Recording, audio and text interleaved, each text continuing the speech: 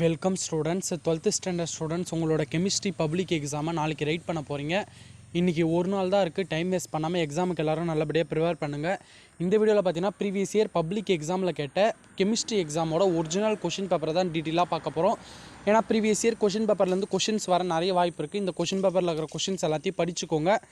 First பார்த்தீங்கன்னா 1 marks பொறுத்த வரைக்கும் மறக்காமல் நம்ம சேனலை சப்ஸ்கிரைப் பண்ணி வச்சுக்கோங்க. தொடர்ந்து சப்போர்ட் பண்ணுங்கள். நம்ம சேனலோட வாட்ஸ்அப் குரூப் லிங்க் பார்த்தீங்கன்னா டிஸ்கிரிப்ஷனில் கொடுத்துருக்கேன். அதை தொட்டு வாட்ஸ்அப் சேனல்லையும் ஜாயின் பண்ணிவிடுங்க. ஃபஸ்ட்டு பார்த்தீங்கன்னா 1 மார்க்ஸ் பொறுத்த வரைக்கும் நமக்கு 15 1 மார்க்ஸில் மேக்ஸிமம் 13 ஆர் 12 1 மார்க்ஸ் கிட்ட புக் பேக்லேருந்து வர நிறைய வாய்ப்பு இருக்குப்பா. அதனால் ஃபஸ்ட்டு புக் பேக் 1 மார்க்ஸை தெளிவாக படித்து முடிச்சிருங்க. அதுக்கப்புறம் பார்த்தீங்கன்னா புக் இன்சைடு 1 மார்க்ஸாக பார்த்துக்கலாம். ஃபஸ்ட்டு புக் பேக் 1 மார்க்கை தெளிவாக படித்து முடிச்சிருங்க. செகண்ட் பார்த்தீங்கன்னா 2 மார்க்ஸ் பொறுத்த வரைக்கும் என்னென்ன கேட்டிருக்காங்கன்னு பாருங்கள். பார்ட் 2 பொறுத்த வரைக்கும் வாட் இஸ் கால்சினேஷன், காற்றில்லா சூழலில் வருத்தல் என்றால் என்ன. நமக்கு கெமிஸ்ட்ரி பொறுத்த வரைக்கும் நீங்கள் இந்த கால்சினேஷன் கொஷினுக்கு நீங்கள் வந்து பார்த்தீங்கன்னா டெஃபினிஷன் எழுதுனா வந்து மார்க் கொடுத்துருவாங்க. அப்படின்னா அந்த ஈக்குவேஷன் மட்டும் எழுதுனா கூட மார்க் கொடுப்பாங்க. உங்களுக்கு டெஃபினிஷன் படிக்க கஷ்டமாக இருக்குன்னா நீங்கள் அந்த ஈக்குவேஷன்ஸை மட்டும் படித்து கரெக்டாக எழுதினாலே உங்களுக்கு 2 மார்க்ஸ் வந்து பார்த்தீங்கன்னா ஃபுல்லாக கொடுத்துருவாங்க. ஏற்கனவே நான் வந்து பார்த்தீங்கன்னா பப்ளிக் எக்ஸாமோட ஒரிஜினல் ஆன்சர் கீ எப்படி இருக்குன்னு ஒரு வீடியோ போட்டிருக்கேன். அந்த வீடியோ போய் பாருங்கள். அது உங்களுக்கு ரொம்ப ஒரு நல்ல ஒரு ஐடியா கிடைக்கும். 7th கொஷின் பார்த்தீங்கன்னா how will you convert boric acid to boron nitride, boric அமிலத்தை எவ்வாறு போரான் நைட்ரைடாக மாற்றுவாய்னு கேட்டிருக்காங்க. 18th question sulphuric acid is a dehydrating agent, justify with an example. இது 3 மார்க்கில் கேட்கக்கூடிய ஒரு இம்பார்ட்டன்ட் கொஷின். இந்த 2 மார்க்கில் கேட்டிருக்காங்க. நான் ஒவ்வொரு டைம் 3 மார்க்லையும் கேட்பாங்க.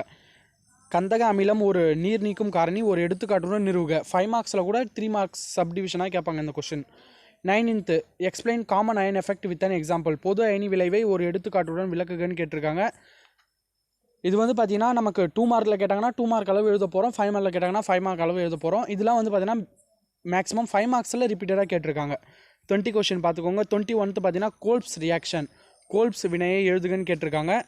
அதுக்கப்புறம் பார்த்தீங்கன்னா 22 பொறுத்த வரைக்கும் right the structure of following, alpha D glucopyranose and beta D glucopyranose, கீழ்கண்டவற்றின் அமைப்பை எழுதுக. ஆல்ஃபா டி குளுக்கோபைரனஸ் மற்றும் பீட்டா டி குளுக்கோபைரனோஸ். அப்புறம் 23 பார்த்தீங்கன்னா எதிர் உயிர்கள் என்றால் என்ன, வாட்டர் ஆன்டிபயோட்டிக்ஸ்னு என்னென்னு கேட்டிருக்காங்க. அதை நல்லா படிச்சுக்கோங்க.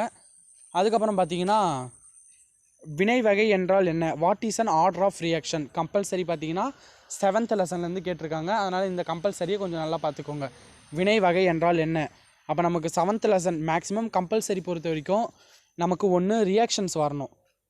நேம் ஆஃப் த ரியாக்ஷன்ஸ் இருக்குது பார்த்தீங்களா, அது கேட்பாங்க. அப்படின்னா வந்து பார்த்தீங்கன்னா ஒரு ரியாக்ஷன் கொடுத்துட்டு இதில் ஏபி கண்டுபிடிக்க சொல்லி கேட்பாங்க. அதோட ப்ராடக்ட் ஏபியை கண்டுபிடிக்க சொல்லி கேட்பாங்க. அப்படின்னா ப்ராப்ளம்ஸ் கேட்பாங்க. ப்ராப்ளம் பொறுத்த வரைக்கும் மேக்ஸிமம் எந்த லெசன்லேருந்து வரும்னு பார்த்தீங்கன்னா நமக்கு 6th lesson, 7th lesson, 8th lesson, 9th lesson கூட வச்சுக்கலாம். இந்த 6th 7th 8th இந்த 3 லெசன்லேருந்து தான் ப்ராப்ளம் கேட்பாங்க. எக்ஸாம்பிள் ப்ராப்ளத்தை தெளிவாக பார்த்துக்கோங்க. 6th லெசன்லாம் பார்த்தீங்கன்னா எக்ஸாம்பிள் ப்ராப்ளம்லாம் கொடுத்துருப்பாங்க. அதை பார்த்துக்கிட்டு அதுக்கப்புறம் எக்ஸசைஸ் ப்ராப்ளம், கொஞ்சம் சில ப்ராப்ளம் சின்னதாக இருக்கிற ப்ராப்ளம் மட்டும் பார்த்துக்கோங்க. நெக்ஸ்ட்டு பார்த்தீங்கன்னா நமக்கு 5th லெசன்லேருந்து லிகண்ட் கண்டுபிடிக்க சொல்லுவாங்க. ஐயூபேக் நேம் கொடுத்துட்டு இதுக்கு லிகண்ட் கண்டுபிடிக்க சொல்லுவாங்க. கோஆர்டினேஷன் காம்பவுண்ட் கண்டுபிடிக்க சொல்லுவாங்க. கோஆர்டினேஷன் நம்பர் கண்டுபிடிக்க சொல்லுவாங்க. அந்தமாரி கொஷின்ஸும் வந்து பார்த்தீங்கன்னா கம்பல்சரியில் கேட்பாங்க. அதெல்லாம் பார்த்துக்கோங்க. அப்புறம் 3 மார்க்ஸ் பொறுத்தளவு 25th கொஷின் பார்த்தீங்கன்னா give the uses of helium, ஹீலியத்தின் பயன்களை தருக. 26 very important question, which is more stable, Fe3+ or Fe2+, why. Fe3+ அல்லது Fe2+, எது அதிக நிலைப்புத்தன்மை உடையது, ஏன். அப்போ இந்த கொஷனுக்கு ஆன்சர் பண்ணுறப்ப நம்ம Fe3+ வந்து ஃபஸ்ட்டு அதை எழுதிடணும். அதுக்கப்புறம் பார்த்தீங்கன்னா Fe2+ஓட எலக்ட்ரானிக் கான்ஃபிகரேஷன் எழுதிட்டு அதுக்கப்புறம் பார்த்தீங்கன்னா அதோட நிலைப்புத்தன்மையை நம்ம வந்து எக்ஸ்பிளைன் பண்ணி எழுதணும். 27th aluminium crystallise in a cubic closed packed structure if a metallic is 125 pm, calculate the edge length of unit செல்னு கேட்டிருக்காங்க. இந்த கொஷின்ஸை கொஞ்சம் பார்த்துக்கோங்கப்பா. இது வந்து பார்த்தீங்கன்னா 6th லெசன்லேருந்து கேட்ட கொஷின். அலுமினியமானது கனசதுர நெருங்கி பொதிந்த அமைப்பில் படிகமாகிறது. அதன் உலோக ஆரம் 125 pm, அலகு கூட்டின் விளிம்பு நீளத்தை கணக்கிடுகன்னு கேட்டிருக்காங்க. நெக்ஸ்ட் 28th பொறுத்த வரைக்கும் right Arrhenius equation and explain the terms involved, Arrhenius சமன்பாட்டின் எழுதி அதில் இடம்பெற்றுள்ளவற்றை விளக்குக. Very important question. ஒன்று அரினஸ் ஈக்குவேஷன் கேட்டுருவாங்க. அப்படின்னா 7th லெசனில் உங்களுக்கு 8th லெசன் 7th லெசனில் அரினஸ் ஈக்குவேஷன் இருக்குது. 8th லெசனில் பார்த்தீங்கன்னா லிமிடேஷன்ஸ் ஆஃப் அரினஸ் ஈக்குவேஷன் ஒரு கொஷின் இருக்குது. அப்போ இந்த 2 கொஷின்லேருந்து கன்ஃபார்ம் வந்துடும். அதில் அரினஸ் ஈக்குவேஷன் ரொம்ப முக்கியம். நீங்கள் அந்த ஈக்குவேஷன் எழுதி அந்த டேர்ம்ஸை எக்ஸ்பிளைன் பண்ணாலே உங்களுக்கு 3 மார்க் கொடுத்துருவாங்க. அதை பார்த்துக்கோங்க. 29th explain the effect of temperature and pressure of physisorption and chemisorption. இயற்பரப்பு கவர்தல் மற்றும் வேதிப்பரப்பு கவர்தல் ஆகியவற்றின் மீது வெப்பநிலை மற்றும் அழுத்தத்தின் விளைவினை விளக்குக. 30 question explain Knoevenagel reaction. Very important question. Knoevenagel வினையை விளக்குக. 31th write the primary reaction of primary amine with carbon disulphide. ஓரிணைய அமீன் கார்பன் டைசல்ஃபைடுடன் புரியும் வினையை எழுதுகன்னு கேட்டிருக்காங்க. நெக்ஸ்ட் பார்த்தீங்கன்னா right a short note on peptide bond. Peptide பிணைப்பு பற்றி சிறு குறிப்பு வரைக. 33 கொஷின். இந்த கொஷின் தான்ப்பா சொன்னா. அப்போ அவங்க வந்து என்ன கொடுத்துட்டாங்கன்னா ஒரு காம்ப்ளெக்ஸ் கொடுத்துட்டாங்க. இப்போ இதுக்கு ஐயூபேக் நேம் கண்டுபிடிக்க சொல்லுவாங்க, சென்ட்ரல் மெட்டல் அயன் கண்டுபிடிக்க சொல்லுவாங்க, கோஆர்டினேஷன் நம்பர் கண்டுபிடிக்க சொல்லுவாங்க. அந்த மாதிரி பார்த்துக்கோங்க. அப்புறம் பார்ட் 4 பொறுத்த வரைக்கும் நமக்கு 5 மார்க். கெமிஸ்ட்ரி பொறுத்த வரைக்கும் டேரக்ட் 5 மார்க் ஒன்று கேட்டாங்கன்னா இன்னொரு 5 மார்க் இன்டேரக்டாக தான் வரும். இல்லை எப்படி கேட்டிருக்காங்கன்னு பாருங்கள். Minerals and ores very very important and ஈஸியான கொஷின். இந்த கொஷின் ரிப்பீட்டாக கேட்பாங்க. What is the role of silica இந்த எக்ஸ்ட்ராக்ஷன் ஆஃப் காப்பர். இதுவும் first lesson book back question தான். அதுக்கு 6 பார்த்தீங்கன்னா give the uses of boric acid. Second lesson பொறுத்த வரைக்கும் போரிக் ஆசிட் நிறைய யூசஸ் இருக்கும். போரிக் ஆசிடோட யூசஸ் இருக்கும், போரானோட யூசஸ் இருக்கும், அந்த மாதிரி நிறைய யூசஸ் இருக்கும். அந்த யூசஸ் எல்லாமே பார்த்தீங்கன்னா படித்து வச்சுக்கோங்க, ஏன்னா அதுலேருந்து கேள்விகள் வர வாய்ப்பு இருக்குது. அப்புறம் வாட் ஆர் சிலிகேட்ஸ் கேட்டிருக்காங்க. அப்போ தமிழில் பார்த்தீங்கன்னா கனிமம் தாது ஆகியவற்றிற்கிடையான வேறுபாடுகள் யாவை. காப்பர் பிரித்தெடுத்தல் செயல்முறையில் சிலிக்காவின் பங்கு என்னன்னு கேட்டிருக்காங்க. போரிக் அமிலத்தின் பயன்களை எழுதுக. சிலிகேட்டுகள் என்றால் என்னன்னு கேட்டிருக்காங்க. 35th கொஷின் பொறுத்த வரைக்கும் very important question. What it's lanthanide contraction, what are the consequences of lanthanide contraction. Or பார்த்தீங்கன்னா right a short note on double salt and coordination compound. அவங்க டிஃப்ரென்ஸ் கேட்கல. உங்கள் புக்கில் பார்த்தீங்கன்னா டிஃப்ரென்ஸ் கொடுத்துருப்பாங்க. நான் இவங்க என்ன கொடுத்துருக்காங்கன்னா டெஃபினிஷன் மட்டும் தான் கேட்டிருக்காங்க.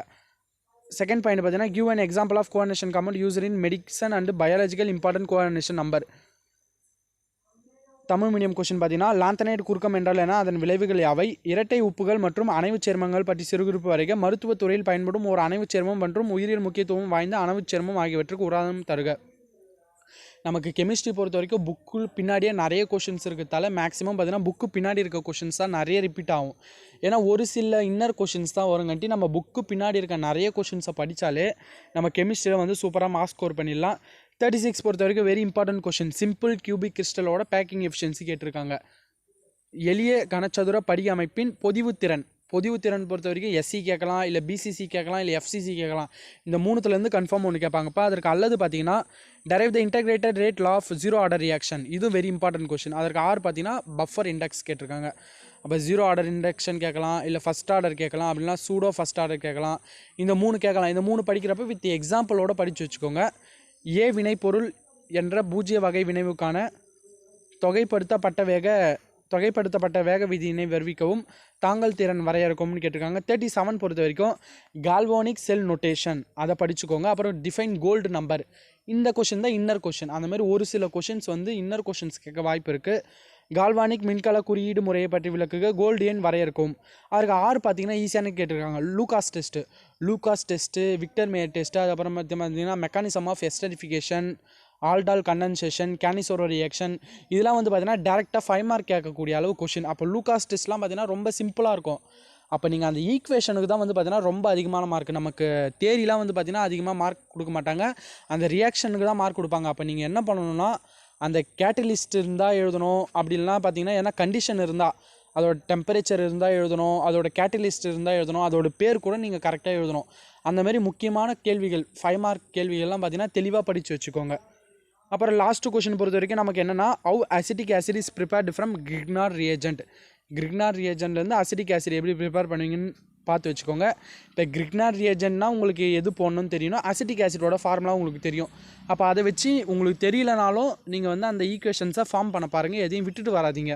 What are biodegradable polymers, give an example. Grignard வினைவு காரணியிலிருந்து அசிட்டிக் அமிலம் எவ்வாறு தயாரிக்கப்படுகிறது, மக்கும் பலபடிகள் என்றால் என்ன, எடுத்துக்காட்டு தருகன்னு கேட்டிருக்காங்க. அப்புறம் பி பார்த்தீங்கன்னா வெரி இம்பார்ட்டன்ட் கொஷின்ப்பா. உங்களுக்கு கொஷினாக கொடுத்துட்டு ஏபிசி ப்ராடக்ட் கண்டுபிடிக்க சொல்லுவாங்க. நீங்கள் கொஷினை உள்வாங்குங்க. இல்லை என்ன கேட்டிருக்காங்கன்னா organic compound A of A molecular formula. A வந்து ஒரு ஆர்கானிக் காம்பவுண்டு, அதோட மாலிகுலர் ஃபார்முலா பார்த்தீங்கன்னா C2H4O react with zinc mercury in concentrate HCl to give compound B கிடைக்குது.